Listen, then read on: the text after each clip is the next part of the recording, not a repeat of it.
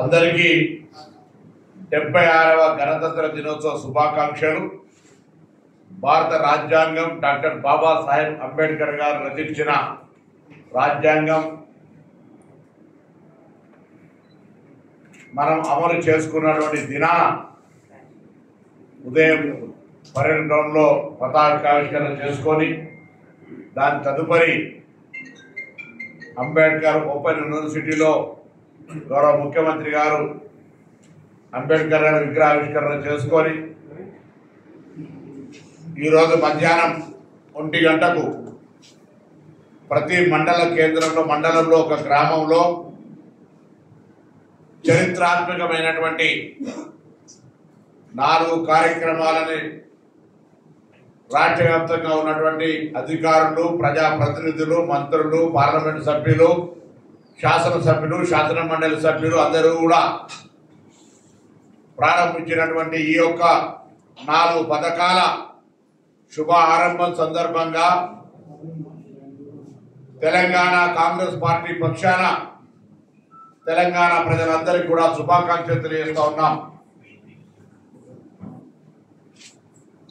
హనుమంతుని గుడి లేని ఊరు లేదు, ఇందిరమ్మ ఇల్లు లేని ఊరు లేదు అన్నట్టుగా తిరిగి మరొకసారి ఇందిరమ్మ రాజ్యం ప్రారంభమైంది. ఇందిరమ్మ రాజ్యంలో పేదలందరికీ ఇల్లు గూడు నిర్మించాలనే కాంగ్రెస్ తలంపుతోటి తిరిగి 10 సంవత్సరాల మేకపిల్లల, కోడిపిల్లల, అల్లుడి కళ నెరవేరక ఇబ్బంది పడ్డ వాళ్ళందరికీ కూడా కనీస గూడు సౌకర్యాన్ని కలిగించే విధంగా కాంగ్రెస్ పార్టీ చారిత్రాత్మకంగా ఇళ్ల నిర్మాణ ప్రక్రియను ఈ రోజు నుంచి ప్రారంభించింది. అదేవిధంగా రైతులకు అండగా ఉండడానికి ఎన్నికలకు ముందు చెప్పినట్టుగా రైతు భరోసా పేరు మీద ఎకరానికి 12 ఎకరాలు ఎటువంటి నియమ నిబంధనలు కానీ ఏరియా పరిమితి కానీ లేకుండా ఎకరానికి సంవత్సరానికి 12,000లో భాగంగా 6,000 రూపాయలు ఈరోజు మొదటి మళ్ళీ ఇచ్చే ప్రక్రియ ప్రారంభించడంతో పాటుగా దేశంలో ఏ రాష్ట్రంలో లేని విధంగా భూమి లేని ఉపాధి హామీ కూలీలకు 20 రోజులు ఉపాధి హామీ పనిచేస్తే చాలు అర్హత, సంవత్సరానికి 12,000 ఇచ్చే కార్యక్రమాన్ని కూడా లాంఛనంగా మా కాంగ్రెస్ ప్రభుత్వం ఈరోజు ప్రారంభించింది అని చెప్పడానికి గర్వంగా ప్రతి కాంగ్రెస్ కార్యకర్త పేదలకు అండగా ఉండి గ్రామాల్లో ఈరోజు ఈ కార్యక్రమాన్ని నిర్వహిస్తా ఉన్నాం. ఇంట్లో కొత్త సంతతి వచ్చినా, ఈ బిడ్డ ఇంటి కోడలైనా, లేదా మార్పులు చేర్పులు కుటుంబం పెద్దదై వేరు పడ్డ రేషన్ కార్డులు రాక 10 సంవత్సరాల నుంచి ఇబ్బంది పడుతుంటే ప్రభుత్వం రేషన్ కార్డులు ఇవ్వలేనటువంటి పరిస్థితి నుంచి అర్హత కలిగిన ప్రతి ఒక్కరికి రేషన్ కార్డు ఇచ్చే కార్యక్రమాన్ని ఈరోజు తెలంగాణ వ్యాప్తంగా ప్రతి మండలంలో ఒక గ్రామంగా ప్రారంభం చేసిన ఈ ప్రక్రియ రాని వాళ్ళు, అర్హత కలిగిన వాళ్ళందరూ ఎటువంటి నిరాశ పడకుండా ప్రతిపక్షాలు ఎన్ని అంశాల మీద రెచ్చగొట్టినా, ప్రతిపక్షాలు దుష్ప్రచారం చేసినా ఏది విశ్వసించొద్దని కాంగ్రెస్ పార్టీ పక్షాన్ని కోరుతూ అటువంటి దుష్ప్రచారాన్ని ఎదుర్కోవడానికి కాంగ్రెస్ సైనికులు ప్రతి గ్రామాన గట్టిగా నిలబడి అర్హత కలిగిన ప్రతి లబ్ధిదారునికి, అది ఇందిరమ్మ ఇల్లు కావచ్చు, రైతు భరోసా కావచ్చు, ఉపాధి హామీ ఇందిరమ్మ అభయ హస్తం కావచ్చు, లేదా రేషన్ కార్డు కావచ్చు, ఇప్పించే దానిలో ప్రభుత్వానికి మధ్య వారధిగా గ్రామీణ స్థాయి కార్యకర్తలందరూ కూడా, అధికారులు కూడా నిష్పక్షపాతంగా ప్రభుత్వ ఉద్దేశాన్ని క్షేత్రస్థాయి తీసుకుపోవడానికి శ్రమపడి పేదలకు న్యాయం చేయాలనే తలంపుతో బాధ్యత గల మీరు కూడా ఆ విధంగా పనిచేయాలని కోరుతా ఉన్నాం. ఈ దశలో ఇంత గొప్ప కార్యక్రమాలు జరుగుతూ ఉంటుంటే ఎవరింట్లోకే జేబులకే పైసలు తెచ్చిస్తున్నాం అన్నట్టుగా ఫెడరల్ సిస్టంలో రాష్ట్రము, కేంద్రము ఆర్థిక నిధులకు సంబంధించిన ఆనాడు రాజ్యాంగంలో ఎందుకంటే 76వ ఇలా మనం గణతంత్ర దినోత్సవ వేడుకలు జరుపుకుంటా ఉన్నాం. ఈ వేడుకలు జరుపుకునే సందర్భంగా ఫెడరల్ సిస్టంలో కొన్ని రాష్ట్రానికి సంబంధించిన కార్యక్రమాలు, కొన్ని కేంద్రానికి సంబంధించిన కార్యక్రమాలు, కొన్ని ఇద్దరు కలిసి జరిపే కార్యక్రమాలు ఉమ్మడి జాబితాలో ఉండే విధంగా మనం రాజ్యాంగాన్ని ఏర్పరచుకున్నాం. అది తెలవకుండా, అవగాహన లేకుండా ఇందిరమ్మ పేరుంటే ఇళ్లకు డబ్బులు ఏమంటా ఉన్నారు. కొంతమంది సొంత జేబుల్లోకి ఇచ్చినట్టుగా అన్ని దగ్గర పెట్టుకొని మాట్లాడండి. ఇప్పటికే తెలంగాణ బీజేపీ తెలంగాణ ప్రజలకు మోసం చేసింది. తెలంగాణ ప్రజలకు సంబంధించి తెలంగాణ రాష్ట్ర ఏర్పాటుతో 10 సంవత్సరాల అధికారంలో కేంద్రంలో మీరు విభజన హామీలు అమలు చేయకపోగా తెలంగాణ ఏర్పాటును ప్రధానమంత్రి స్వయంగా పార్లమెంట్ లో విమర్శ చేసి అవమానపరిస్తే మాట్లాడని మీరు బడ్జెట్ లో నిధులు కేటాయించకపోతే గత 10 సంవత్సరాలేమో ఉన్న రాష్ట్ర ప్రభుత్వం మమ్మల్ని అడుగుతలేదు, సత్సంబంధాలు లేవు, ప్రభుత్వంలో కేంద్రము రాష్ట్రము ఉమ్మడి జాబితాల చట్టము రాష్ట్రాలు పరస్పరం గౌరవించుకోవాలి కేంద్రము రాష్ట్రం అన్నారు. కానీ ఇవాళ తెలంగాణ ప్రభుత్వం ప్రజల పాలన ప్రభుత్వం, ప్రధానమంత్రి గారితో సహా అనేక మంత్రుల్ని ఈ రాష్ట్ర ప్రయోజనాల కొరకు కలుస్తూనే ఇక్కడ నుంచి ప్రాతినిధ్యం చేస్తున్న వాళ్ళందరినీ కూడా తెలంగాణ ప్రయోజనాల కొరకు సహకరించమని గొంతెత్తి అడిగితే కూడా బడ్జెట్ లో నిధులు కేటాయించలేదు. బడ్జెట్ తర్వాత జరిగినటువంటి వరద బాధితులకు సంబంధించి నిధులు కేటాయించలేదు. ఇవాళ మళ్ళీ రాష్ట్రానికి సంబంధించి ఇందిరమ్మ పేరు మీద జరిగే ఇళ్ల ప్రక్రియకు అవహేళనగా మాట్లాడుతున్నారు. ఎవరు ఇందిరమ్మ? ఈ దేశం కోసం ప్రాణాలు అర్పించి ఈ దేశ ఐక్యత కోసం ముక్కలు ముక్కలైన శరీరాన్ని చేసుకొని ఆనాడు మీ నాయకుడు అటల్ బిహారీ వాజ్పేయి తోటి దుర్గా మాతగా పోల్చబడ్డటువంటి ఇందిరమ్మ గురించి మాట్లాడుతున్నారే.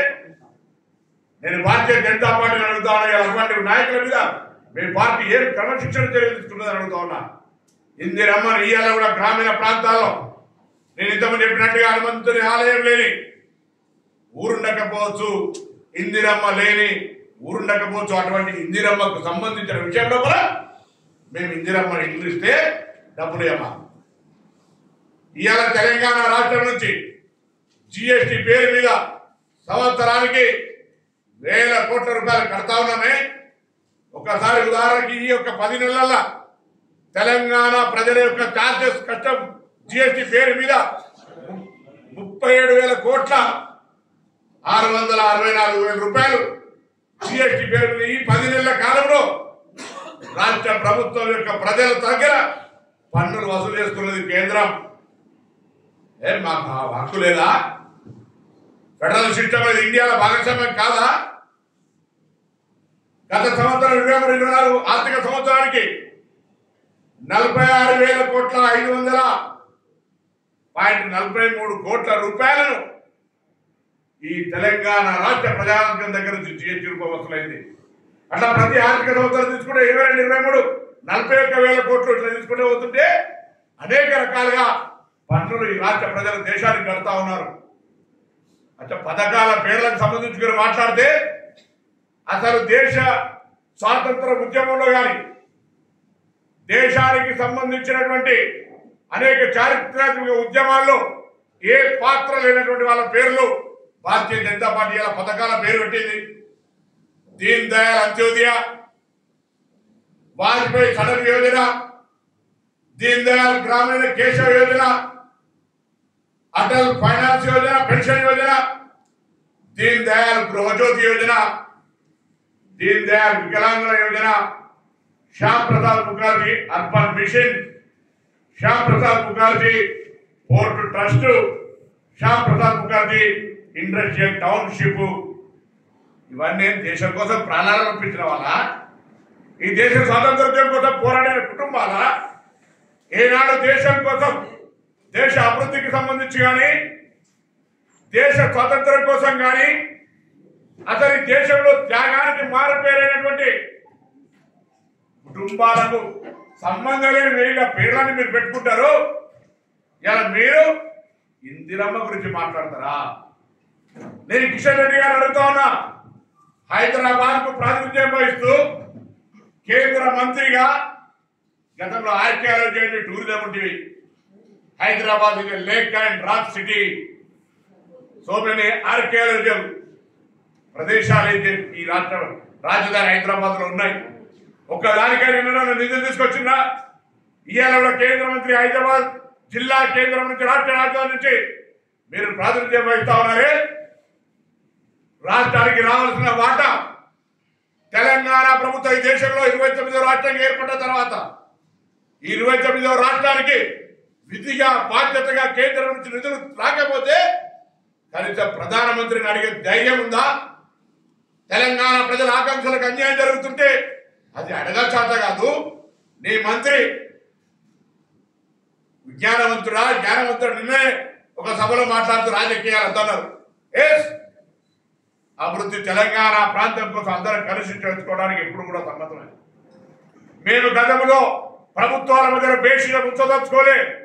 తెలంగాణ రాష్ట్ర ప్రభుత్వంగా కేంద్ర ప్రభుత్వాన్ని ఈ తెలంగాణ ప్రయోజనాల కొరకు ఎప్పుడు కూడా మా హక్కును అడుగుతాం, ఇవ్వకపోతే కొట్లాడతాం, పోరాడతాం. బాగా చెప్తా. తెలంగాణ ప్రయోజనాలు తెలంగాణ కాంగ్రెస్ ప్రభుత్వానికి, మా ప్రజాపాలన ప్రభుత్వానికి అవసరం అనే మాట మనం చేస్తా ఉన్నాం. ఇలా మీకు బాధ్యత ఉంటే ఈ తెలంగాణ నుంచి ప్రాతినిధ్యం వహిస్తున్న మంత్రులు ప్రభుత్వాన్ని నిలదీసి కేంద్రంకు నిధులు రాష్ట్రానికి వచ్చే విధంగా ఇలా మెట్రోకు కానీ, మూసీకి కానీ, గృహ నిర్మాణానికి కానీ,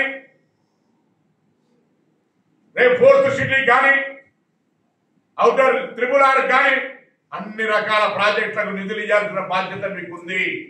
మేము ఈ భారతదేశంలో అంతర్భాగమైన 29వ రాష్ట్రం తెలంగాణ ప్రజాస్వామికంగా డాక్టర్ బాబాసాహెబ్ అంబేద్కర్ రచించినటువంటి ఆర్టికల్ 3 ద్వారా పార్లమెంటులో బిల్లు పాస్ అయ్యి ఏర్పడ్డ రాష్ట్రం ఇది. ఎవరో భిక్షేస్తే దాక్షిణ్యాల మీద ఏర్పడ్డ రాష్ట్రం కాదు ఇది. ప్రజల ఆకాంక్షలకు అనుగుణంగా ఏర్పడ్డ రాష్ట్రం ఇది. ఇటువంటి రాష్ట్రాన్ని నిర్లక్ష్యం చేస్తుంటే చూస్తూ ఊరుకోం. అందులో ప్రతి కాంగ్రెస్ కార్యకర్త కాదు, ఈ దేశంలో ఉన్న ప్రతి పౌరుడికి ఒక తల్లి లాంటి ఇందిరమ్మ పేరుంటే ఇల్లియరా? మళ్ళొకసారి అటువంటి మాట్లాడితే మంచిది కాదు. సోదరుడు బండి సంజయ్ గారికి చెప్తా ఉన్నా, దయచేసి ఆనాడు అటల్ బిహారీ మంచినండి, చెడనండి. ఆనాడు పాకిస్తాన్ తోటి అంత పెద్ద శ్రమ ఉండే సందర్భంలో యుద్ధం కలిసి ఒక పక్క బంగ్లాదేశ్ దేశాన్ని ఏర్పాటు చేయించినటువంటి ఘనత ఆనాడు అటల్ బిహారీ వాజ్పేయి గారు చెప్పారు, ఏ వీర్ నారీ హే, దుర్గా మాతా హే అని కీర్తించబడ్డటువంటి ఆ మహిళ దేశంలో రాజాభరణ రద్దు చేసి, గరీబీ హఠాలో చేసి, అనేక పేద ప్రజల సంక్షేమం కొరకు ఇండ్ల నిర్మాణంతో పాటుగా భూ పంపిణీ కార్యక్రమం చేసి ప్రపంచంలో ఏ నాయకురాలు చేయని విధంగా ఉక్కు మహిళగా ఉన్న ఇందిరమ్మ గురించి మీరు ఎలా మాట్లాడతారా? స్వాగతించండి. రాజకీయాల నాయకులకు దేశం కోసం త్యాగం చేసిన వాళ్ళ పేర్లు పెట్టుకోవడానికి తప్పులేదు అనే భావన తీసుకొచ్చే విధంగా వ్యవహారం చేయండి. కానీ ఇందిరమ్మ గురించి మరొకసారి మాట్లాడితే తెలంగాణ భారతదేశ పౌరులు ఎవరు కూడా చూస్తూ ఊరుకోరు. అందులో దేశ అభిమానం ఉండి, దేశ ప్రేమ కలిగి, ఈ దేశం ఐక్యంగా ఉండాలని భావించే ప్రతి పౌరుడు ఇందిరమ్మ దేశం కోసం చేసిన త్యాగం, ప్రాణ త్యాగాన్ని ఎవరు కూడా మరువరనే మాట సందర్భంగా తెలియజేస్తూ మరొకసారి అన్ని దగ్గర పెట్టుకొని, ముఖ్యంగా నాలుక దగ్గర పెట్టుకొని మా నాయకుల గురించి మాట్లాడేటప్పుడు వీలైతే కాదనైతే తెలంగాణ అభివృద్ధికి సహకరించండి. అంతే తప్ప తెలంగాణ జరిగే అభివృద్ధిలో ఇందిరమ్మ పేరు మీద ఇల్లు రావాలి, ఇంకోటి కావాలి అలా మాట్లాడితే అది అవివేకం, అది మంచిది కాదు. పద్ధతి మార్చుకోవాలి. మార్చుకోకపోతే బీజేపీ నాయకత్వం వాళ్ళకు తగిన విధంగా జ్ఞానం నేర్పాలి. ఆ విధంగా మాట్లాడుతూ ఉంటే ఏ కార్యకర్త చూస్తూ ఊరుకోడనే మాట సందర్భంగా తెలియజేస్తాం. మేము జనవరి 24 ఇవ్వాలని ప్రకటించుకున్నాం. జనవరి 26 ముందు అప్లికేషన్లు అడుగుతామంటేనే ఎన్నిసార్లు ప్రజలను అవమానపడుతుందనే వాళ్ళే. అప్లికేషన్ల ప్రక్రియకు సంబంధించి మా దగ్గర గతంలో దయచేసి వాస్తవాలను కొంత ఓపెన్గా డిస్కషన్ చేస్తుంది. ప్రజాపాలన అప్లికేషన్లలో తీసుకొని కుల సర్వే దీర్ఘంగా తీసుకునే అప్లికేషన్ల దగ్గర నుంచి కొంత వివరాలు పంపితే గ్రామాల్లో పంచాయతీ చేసింది మీరే. అప్లికేషన్ల ప్రక్రియ తీసుకున్నాం. అర్హత కలిగిన వాళ్ళకి అందరికీ కాలపరిమితి నిర్ణయించుకో కేటీఆర్ గారు. అర్హత కలిగిన వాళ్ళకి ఇయ్యక నాడు మమ్మల్ని అడుగు చెప్తా, దా ఏ ఊరికి నీ సిరిసిల్ల నియోజకవర్గంకి వస్తావా, మీ బావగారి సిద్దిపేటకి వస్తావా, నాయన గారి గజ్వేల్కి వస్తావా, ఎక్కడికి వచ్చినా అర్హత కలిగిన వాళ్ళు ఎవరైనా మిస్ అయితే కాంగ్రెస్ పార్టీ నాయకత్వం మీకు జవాబు చెప్పడానికి సిద్ధంగా ఉంది. కనీసం ఇప్పుడైనా కొత్త ప్రభుత్వం ఏర్పడ్డ మొదటి నెల నుంచే పిల్లి శాపనార్థాలు పెడుతూ ప్రభుత్వం కూలిపోతుంది, ప్రభుత్వం ఉండదు, అనేక రకాలుగా శాపనార్థాలు పెట్టిన మీరు ఒకటానికొకటి 200 యూనిట్ల ఉచిత విద్యుత్, మహిళలకు ఆర్టీసీ బస్సు, 500 గ్యాస్ సిలిండర్లు, 55,000 ఉద్యోగాలు, సన్నవట్లకు పైసలు, మెచ్చార్జీల పెంపు, రైతు ఆరోగ్యశ్రీ 5 నుంచి 10 లక్షలు కార్యక్రమాలు చేసుకుంటూ బర్దాష్టి మాయర్ అంటారు. అసహనానికి పరాకాష్ట. ఇవాళ 4 పథకాలు దేశంలో ఏ పార్టీ నాయకుడు నేను 87 నా డిగ్రీ కాలేజ్ ప్రెసిడెంట్ గా చూస్తాను. అప్పటి నుంచి రాజకీయ సత్యనారాయణరావు, చొక్కారావు, వెంకటస్వామి గారి జమానా నుంచి ఏ పథకం కూడా స్టాచ్యురేషన్ మోడ్ లో ఉన్నటువంటి ఆర్థిక విధ్వంసం తర్వాత కూడా ఏర్పడ్డ ఈ ప్రభుత్వం ఇన్ని కార్యక్రమాలు చేసుకుంటూ అవుతుంటే ప్రశంసించేటువంటి ఆలోచన లేకపోతే అజీర్తిగా ఉంటే మా వాళ్ళంతా కొంత కార్టూన్స్ చేసి ఈనో కొద్దిగా పంపడం బాగుంది. ఆ ప్యాకెట్లు కూడా పంపిస్తాం అందరికీ. ఆ విధంగా దయచేసి కాంగ్రెస్ చేస్తున్న కార్యక్రమాలను ప్రజలకు అందకపోతే రేపు శాసనసభ ఉన్నది, ప్రజాస్వామ్యం ఉన్నది, చర్చ చేద్దాం. కానీ మంచి కార్యక్రమం జరిగినప్పుడు కనీసం స్వాగతించేటువంటి సంస్కారాన్ని 10 సంవత్సరాలుగా పరిపాలిస్తున్నప్పుడు తెలంగాణ రాష్ట్రం ఏర్పడిన తర్వాత పరస్పర గౌరవానికి సంబంధించినటువంటి ఈ తెలంగాణ షాన్ మెహమానంకు దేగినేకి కూబి అనే అంశాన్ని మర్చిపోయి మాట్లాడుతూ ఉంటుంటే పాపం ఇంకా అజ్ఞానం నుంచి బయటికి రాలేకపోతున్నారే అని బాధ కలుగుతాం.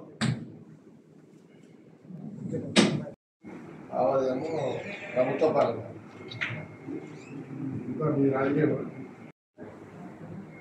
బండి సంజయ్ సెంట్రల్ మినిస్టర్ గారి యొక్క కామెంట్స్ మీద ఈరోజు యొక్క ప్రెస్ మీట్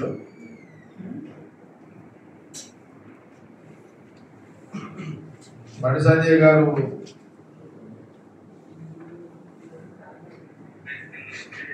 ఈ దేశ నాయకురాలు, భారతదేశ నాయకురాలే కాదు ప్రపంచ దేశ నాయకురాలుగా గుర్తింపు పొందినటువంటి స్వర్గశ్రీ ఇందిరాగాంధీ గారి గురించి వారి పేరు మీద ఇందిరమ్మ ఇల్లు, ఇందిరమ్మ అందరికీ ఇందిరమ్మ ఇల్లే చాలా అందరికి తెలుసు, కానీ ఇందిరమ్మ జాగా కూడా ఇందిరమ్మ స్థలం. మనము ఈ దేశంలో ఏ రాష్ట్రంలో అయినా, ఏ జిల్లాలో అయినా, ఏ తాలూకాలో ఒక మారుమూల గ్రామంలో కూడా మనం పోతే 70-80 ఏళ్ళ ఒక అవ్వనో తాతనో కాంగ్రెస్ కండమనో కాంగ్రెస్ జెండా కనబడితే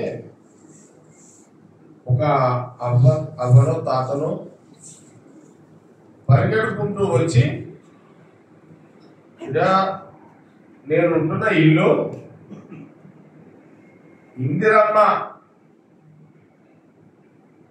ఇచ్చిన ఇళ్ళ జాగా ఉంది, ఇందిరమ్మ ఇచ్చిన ఇల్లు ఉంది, నేను ఆ ఇంట్లోనే ఉంటున్నా అని ఒక 70-80 100 వయసున్న, ఇప్పుడు 100 వయసు అంటే అప్పటి నుంచి క్యాల్కులేట్ చేసుకోండి, 70-80 ఏళ్ళ వయసున్న వాళ్ళు అందరూ కూడా 70 ఏళ్ళ వయసున్న వాళ్ళు కూడా ఎవరైనా చెప్తారు. అంటే కాంగ్రెస్ ఇందిరమ్మ స్థలము, ఇందిరమ్మ ఇల్లు, ఇది చరిత్ర. ఇది బండి సంజయ్ గారి వయసు ఎంతో నాకు తెలియదు, ఎవరైనా చెప్తే పోతా. అది ఆయన వయసు ఎంత? బండి సంజయ్ గారి వయసు ఎంత ఉంటుంది? 57.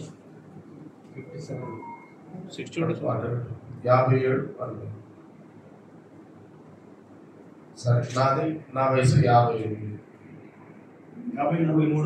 ఎవరిది నాకంటే చిన్నోడే ఓకే అది ఓకే. నేను బండి సంజయ్ గారికి ఏమంటున్నా అంటే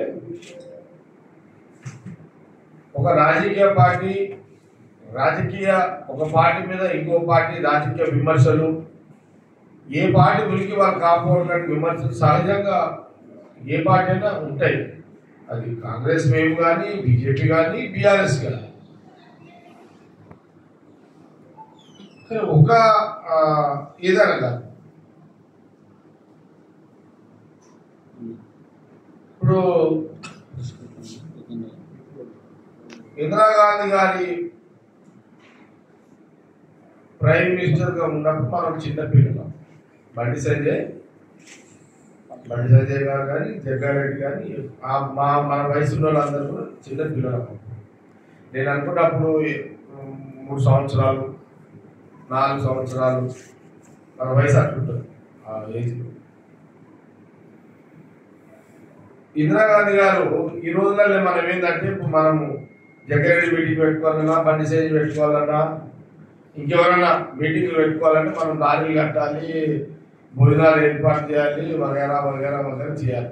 ఈ రోజుల్లో ఎనీ పొలిటికల్ పార్టీ ఏ పార్టీనే కాదు, దేశంలో ఉన్న ఏ పార్టీ అయినా కాదు. కానీ ఎవరు ఆనాడు ఇందిరాగాంధీ గారి కాలంలో ఎవరు కూడా బండి కట్టకుండా స్వతంత్రంగా ఇందిరాగాంధీ గారు హైదరాబాద్ వస్తున్నారంటే హైదరాబాద్ చుట్టుపక్కల గ్రామాలలో బండ్లు కట్టుకొని 3 రోజుల ముందు నిజాం కాలేజీకి ఇందిరాగాంధీ గారు వస్తున్నారంటే ఆ రోజులలో ఈ చుట్టుపక్కల గ్రామాలు ఆ రోజు గ్రామాలే కదా, ఇప్పుడంటే అర్బనైజేషన్ అయిపోయింది. కానీ ఆ రోజులలో గ్రామాలే కాబట్టి చుట్టుపక్కల ఆ రోజులలో ఇన్ని వసతులు లేవు. ఎడ్ల బండ్లు కట్టుకొని 3 రోజులు సర్ది పెట్టుకొని వచ్చి నిజాం కాలేజీలో బస చేసేటోళ్ళు. 3 రోజుల కిందటే వచ్చేటోళ్ళు ఇందిరాగాంధీ గారు వస్తున్నారంటే. ఆ రోజు ఆమె సభకు వచ్చింది, ఒక నిజాం కాలేజీ ఆ రోజులలో వచ్చింది అని అంటే 3 రోజుల ముందు ఎడ్ల బండ్లు కట్టుకొని వచ్చిన వ్యవస్థలో ఇందిరాగాంధీ గారు నాయకురాలు. అందుకనే ముందే చెప్పిన ఆమె మన భారతదేశ నాయకురాలు కాదు, ప్రపంచ దేశ నాయకురాలుగా వర్ణించబడ్డ చెప్పినటువంటి ఇందిరాగాంధీ గారు ప్రపంచ దేశాలే ఆమె పొగిడిన సందర్భాలు. ఆ రోజు బహిరంగ సభలో వచ్చి ఇందిరాగాంధీ గారు ఏం మాట్లాడేవాళ్ళు, రోటీ కపడా మకాన్. ఆమె ఎవరు తిట్టేది కాదు, ఆమె వచ్చిందే చెప్పేది ఈ దేశ్ కి जनता के लिए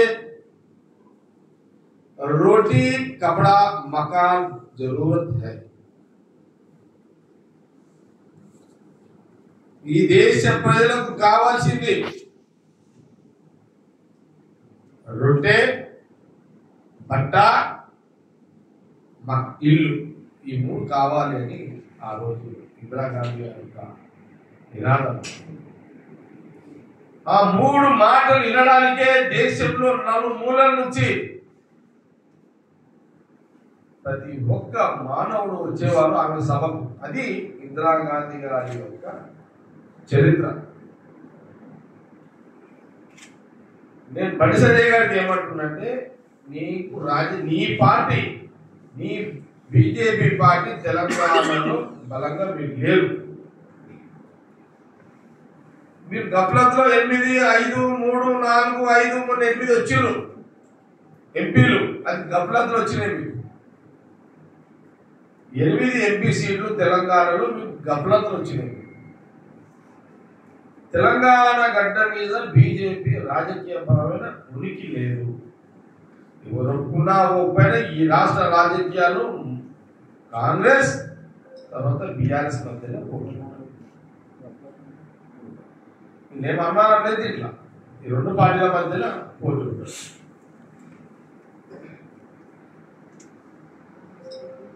కాబట్టి మీరు గఫ్లత్లో వచ్చిరు 8 పార్లమెంట్లు అనుకొని మళ్ళా గఫ్లత్లో పెరుగుతాయి అనుకుంటున్నారు. పెరగాయి. మీరు ఏదో రకంగా మీ ఉనికిని కాపాడుకునే తెలంగాణ గడ్డ మీద ఉనికిని కాపాడుకునే రాజకీయపరమైన మీరు ప్రకటనలు చేస్తున్నారు. కానీ బండి సంజయ్ గారికి ఏం చేస్తున్నారంటే, అసలు ఇందిరాగాంధీ గారి నుంచి నీకు ఏం తెలుసుకోకుండా ఎందుకు మాట్లాడుతున్నావు? సెంట్రల్ మినిస్టర్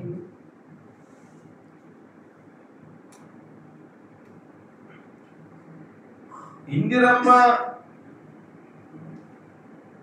నువ్వు నేను ఉండక ముందే ఆమె ఇందిరమ్మ నిరాదం కోటి ఇది రోటీ కపడా మకాన్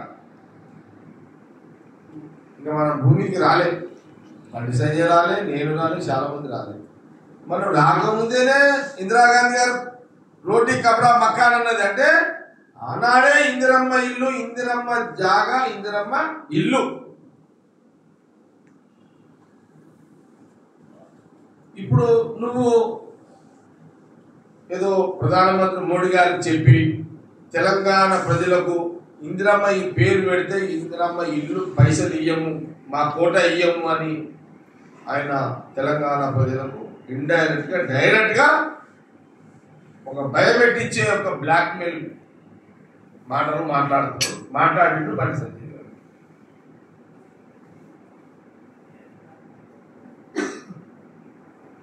అసలు బండి సంజయ్ గారికి ఏం చెప్తున్నట్టే, అసలు ఏమి తెలుసు బండి సంజయ్ గారు బీజేపీ నాయకులారా, ఇందిరాగాంధీ గారి యొక్క చరిత్ర దేశ ప్రజలకు తెలుసు, నీకు తెలవకపోవడము చాలా బాధ అనిపిస్తుంది.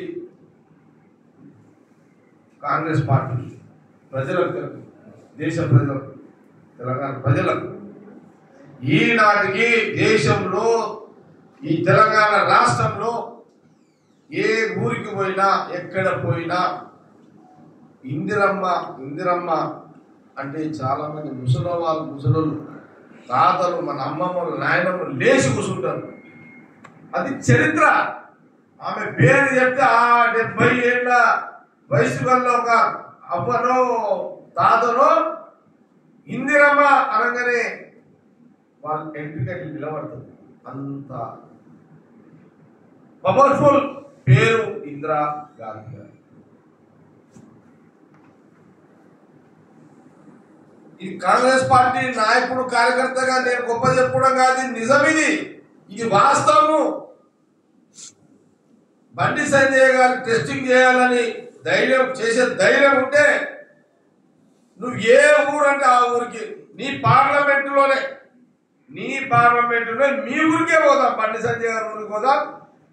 ఒక 60 ఏళ్ళు 70 ఏళ్ళ ఒక తాతనో అవ్వనో అమ్మనో అడుగుదాం. ఆమె ఏం చెప్తుంది ఇందిరాగాంధీ గారి గురించి విందాం. దానికి నువ్వు రెడీనా? బండి సంజయ్ గారికి కాంగ్రెస్ పార్టీ సవాల్ చేస్తుంది. ఈ వద్దు, ఈ కోతల రైడ్ అయిపోతావు. పేరు మార్చాల్సి వస్తుంది మళ్ళా నీకు. ఇవాళ రెడీ? ప్రాక్టికల్ గా మాట్లాడదాం. నువ్వు మమ్మల్ని తిట్టుంటే మేము ఇంత సీరియస్ గా అడగం, ఛాలెంజ్ చేయం. ఇందిరాగాంధీ గారి గురించి మాట్లాడినాం. ఇందిరమ్మ ఇల్లుకి పైసలు మేము మోడీ గారు చెప్పి ఇప్పియమని అంటున్నాను.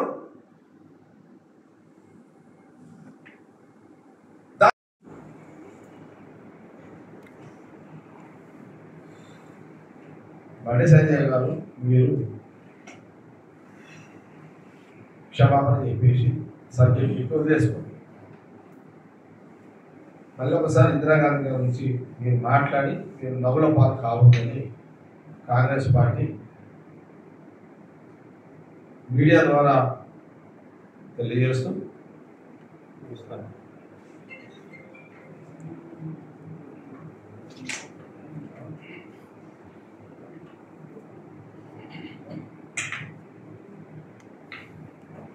రైట్. ఇంకేమైనా డౌట్స్ ఉంటే అడగండి. Very good.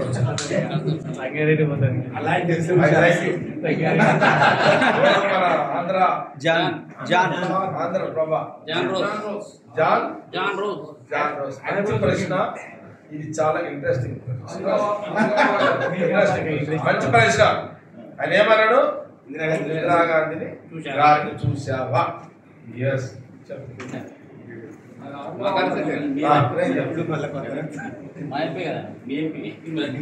నేను పుట్టింది 1966.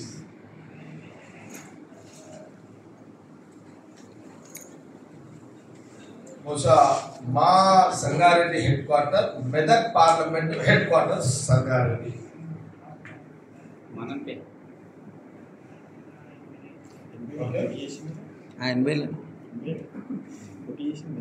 అయితే మా పార్లమెంట్ ఇందిరాగాంధీ గారు, ఆ రోజు బాగారెడ్డి గారు, మా దగ్గర సంగారెడ్డి పి రామచంద్రారెడ్డి గారు, సిద్దిపేట మదన్ మోహన్ రావు గారు, ఇట్లా చాలా మంది మేమైతే బాగారెడ్డి గారు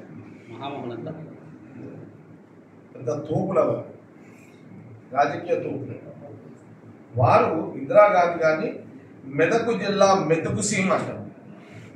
వెనుకబడ్డ జిల్లా మెతుకు సీమ. ఈ మెతుకు సీమ వెనుకబడ్డ జిల్లాకు ఇందిరాగాంధీ గారిని తీసుకొచ్చి ఇక్కడ ఎంపీగా గెలవాలి, ఇక్కడ ప్రైమ్ మినిస్టర్ కాబట్టి మెతుకు సీమ ప్రజలకు మేలు జరుగుతుంది అనే వ్యవహారంలో వారిని జరిగింది.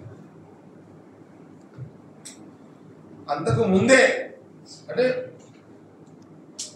ఎంపీ కంటే ముందే సంగారెడ్డికి దేశవ్యాప్తంగా ప్రచారం చేసుకుంటూ సంగారెడ్డికి వచ్చింది. బహుశా అప్పుడు నా వయసు లేదు, 6 సంవత్సరాలు ఉండొచ్చు. ఇది పార్లమెంట్ కంటే ముందు చెప్తున్నా. ఆ రోజు 78 అసెంబ్లీ కావచ్చు. అంటే అప్పటికి ఓకే 11 ఇయర్స్ 11 సంవత్సరాలు. ఆ రోజు ఇందిరాగాంధీ గారు ఆ వయసులో, ఇందిరాగాంధీ గారు ఎవరో నాకు తెలియదు, చిన్న వయసు కదా, 11 సంవత్సరాలు. ఏ క్లాస్ ఉంటుంది?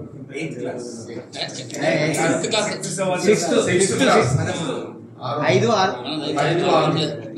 5వ తరగతి 6వ తరగతి మనకేం తెలుసు. అయితే నేను నా మైండ్ లో ఉన్నది చెప్తాను. ఇందిరాగాంధీ గారు నాకు తెలియదు. నా 10-11 సంవత్సరాలు ఇందిరాగాంధీ గారు ఎవరో తెలియదు. నేను సంగారెడ్డికి ఇందిరాగాంధీ గారు అప్పుడు ప్రచారానికి వస్తున్నట్టుంది. ఇప్పుడున్న అంబేద్కర్ స్టేడియం గ్రౌండ్ ఉంది కదా, ఇది మన రాహుల్ గాంధీ గారి సభ 2017లో నేను జరిపిన కదా ఆర్గనైజేషన్, ఆ గ్రౌండ్ లోనే ఇందిరాగాంధీ సభ, ఆ గ్రౌండ్ వస్తుంది. మా అమ్మ, నేను చిన్న వయసు, నా మనసు ఇప్పటికీ నా కళ్ళల్లో తిరుగుతుంది. మీకు చెప్తున్నా, అప్పుడు ఇందిరాగాంధీ గారు సంగారెడ్డికి వచ్చే టైము అంటే ఆ వయసులో నా మెమరీ చెప్తున్నాను. ఆ టైం ఏం తెలుసా, మబ్బుల 3 గంటల సమయం.